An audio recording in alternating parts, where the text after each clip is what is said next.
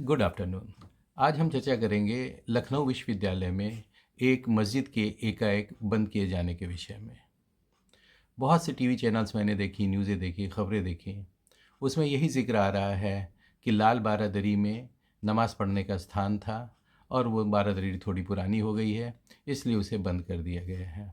ये आधी अधूरी बात जो है चीज़ को क्लियर नहीं कर पाती है, क्योंकि मैं खुद 6 साल लखनऊ विश्वविद्यालय का छात्र रहा हूँ और वहाँ पर जो लाल बारादरी है, वहाँ पर एक मस्जिद भी है। कोई भी चैनल ये नहीं कह रहा कि वहाँ पर मस्जिद है। उस मस्जिद के अंदर मिंबर है, उस मस्जिद के अंदर नमाज़ पढ़ने की जगह है, उस मस्जिद का एक अलग से दरवाज़ा आने जाने का है।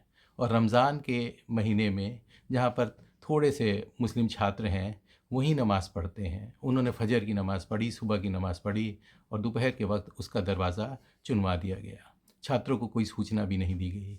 ये अपने भारत की खूबसूरती है कि उन छात्रों के साथ उनके हिंदू दोस्त, मैं ऐसा हिंदू मुसलमान कहना भी नहीं चाहता था, पर खूबसूरती बताने के लिए कह रहा हूँ, जिसमें कोई यादव भी था, कोई अनुसूचित जाति का भी था, शुक्ला जी भी थे, श्रीवास्तव भी जी थे और सब ने खड़े होकर उन मुस्लिम छात्रों के साथ को नमाज़ पढ़ने के लिए सुरक्षित घेरा दिया और वहाँ पर जो है रोज़ा अफ्तार भी किया।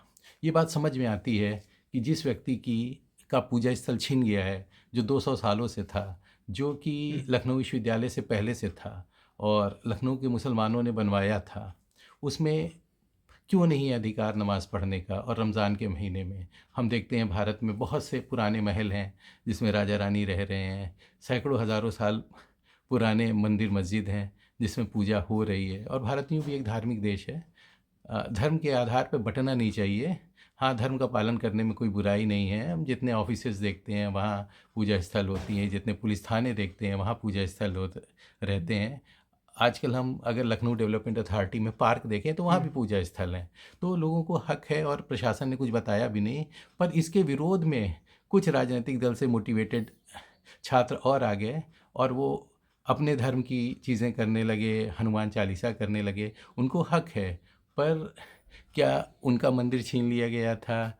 क्या कहीं से मंदिर में उन्हें इजाज़त नहीं दी गई थी?